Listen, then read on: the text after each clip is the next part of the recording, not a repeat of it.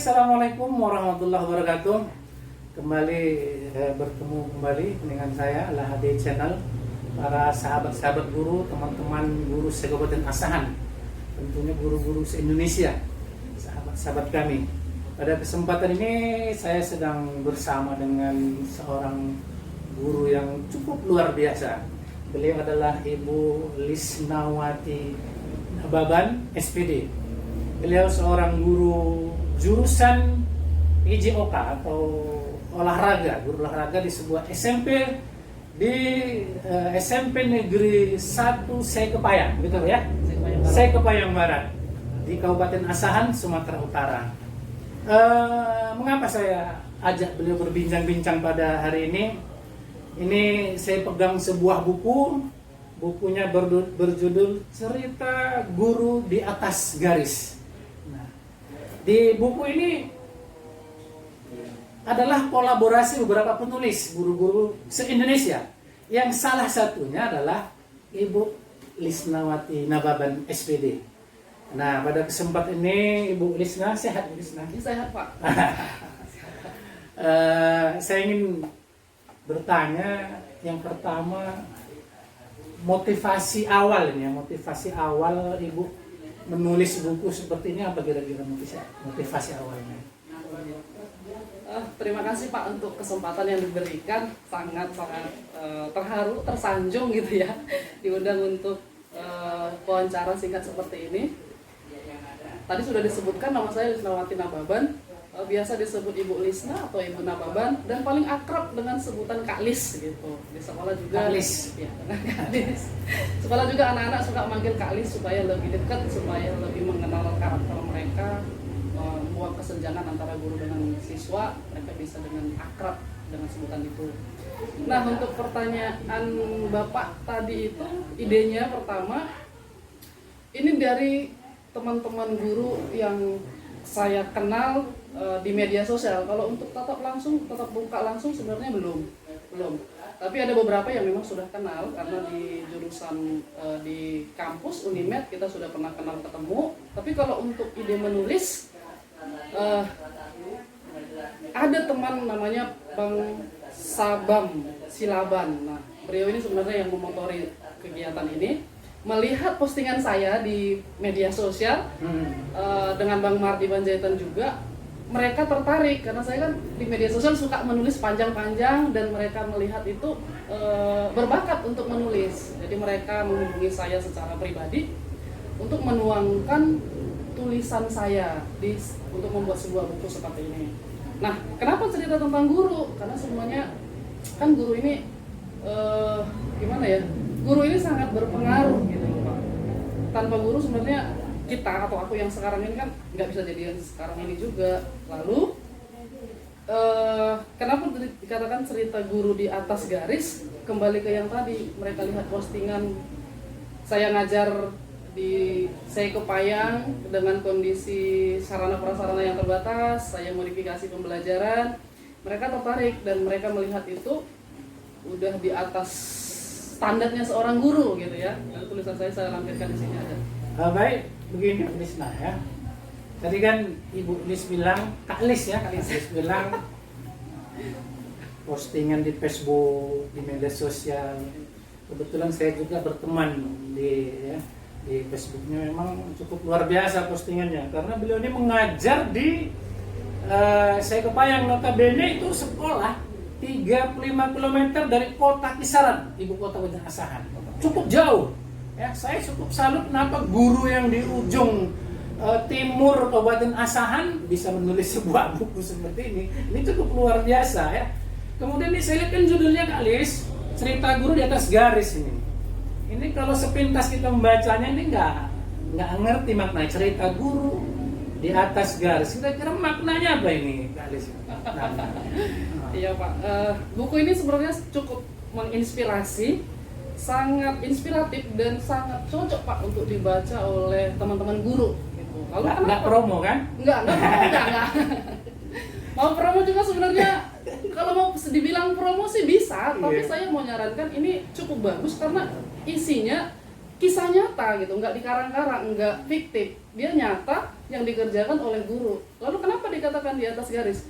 Kalau kita lihat teman-teman mungkin saya bawakan ke guru PJOK. Guru PJOK biasanya mengeluh tentang sarananya nggak ada, bolanya nggak ada. Nah seharusnya kan bagaimana guru untuk menciptakan suasana belajar? Jadi dia melakukan modifikasi pembelajaran, modifikasi alat, inovasi. Ya, jadi itu kita nggak hanya menunggu dari atas juga, kita harus berpikir kreatif mengerjakan hal-hal yang memang nggak seharusnya itu nggak kita kerjakan. Kayak saya kan di sana ada cakram saya buat dari piring gitu kan, lembing saya buat dari bambu, kemudian menggunakan kardus-kardus. Lalu saya juga melihat kalau yang di buku ini saya buat, saya seorang guru PJOK mengajar baca tulis gitu, meluangkan waktu saya di luar jam belajar. Saya kumpulkan anak-anak gratis, saya ajari membaca, saya mengajar menulis. Karena sekolah saya, Pak, masih ada yang nggak bisa baca. Begitu. Saya kepayang ya. Jadi kalau saya boleh menangkap ini makna dari cerita guru di atas garis ini adalah bahwa ini adalah realita di lapangan.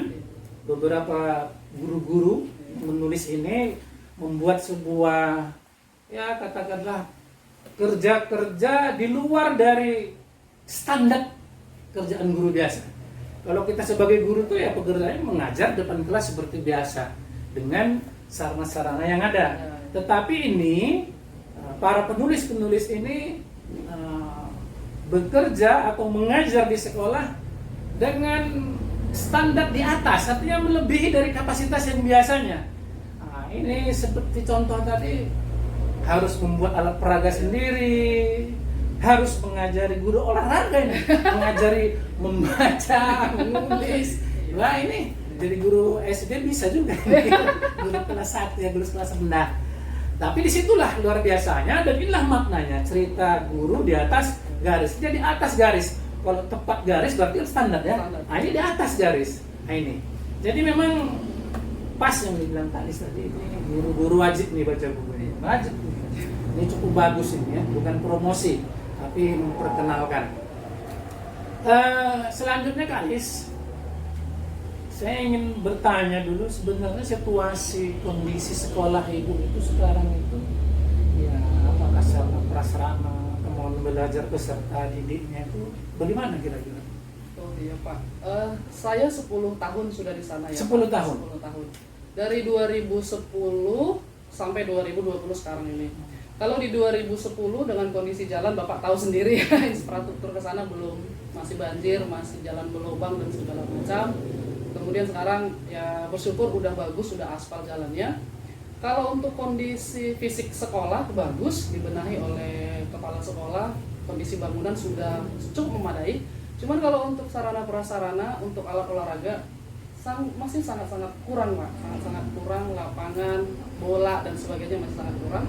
Jadi dan minat belajar siswa sebenarnya tergolong rendah. Gitu. Kalau dibilang baik enggak, sangat-sangat rendah. Kita harus terus memotivasi mereka. Kadang-kadang harus dikasih apresiasi, dibelikan hadiah buku, diberikan pulpen gitu.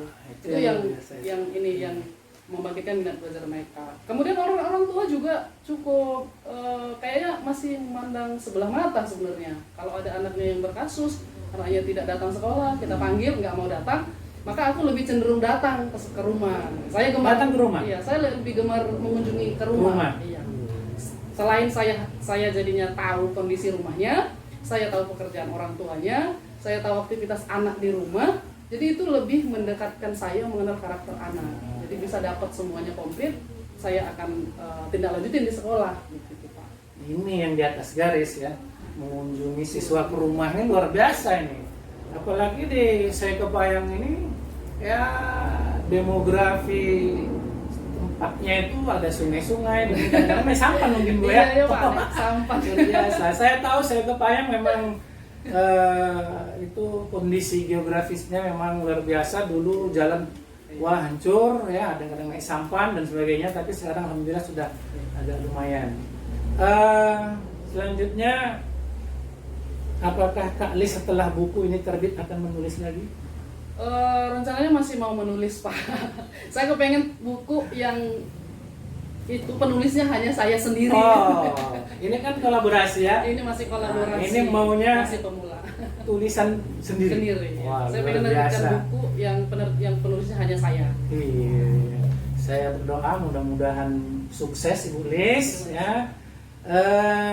Para teman-teman sekalian, guru-guru se-Kabupaten Asahan dan se-Indonesia tentunya, ini buku yang cukup luar biasa. Jangan sampai tidak memilikinya. Saya sarankan kepada teman-teman guru se-Kabupaten Asahan, mari kita miliki buku ini. Yang mau pesan, nah ini dihubungi nomor WA di bawah ini. Dihubungi nomor WA ini untuk pemesanan. Saya kira begitu. Terima kasih Kak Lis ya. Saya sangat mengapresiasi, luar biasa. Oh ya, di dalam buku ini ada sambutan dari Bapak Ganjar Pranowo, Gubernur Jawa Tengah, dan juga ada kata pengantar, kata sambutan dari Bapak Ketua PGRI, Bapak Landong. Luar biasa, terima kasih banyak Pak. Alhamdulillah ini ya. Pak Ganjar Pranowo digandeng-gandengan. Ya, boleh lah. PGRI Asahan.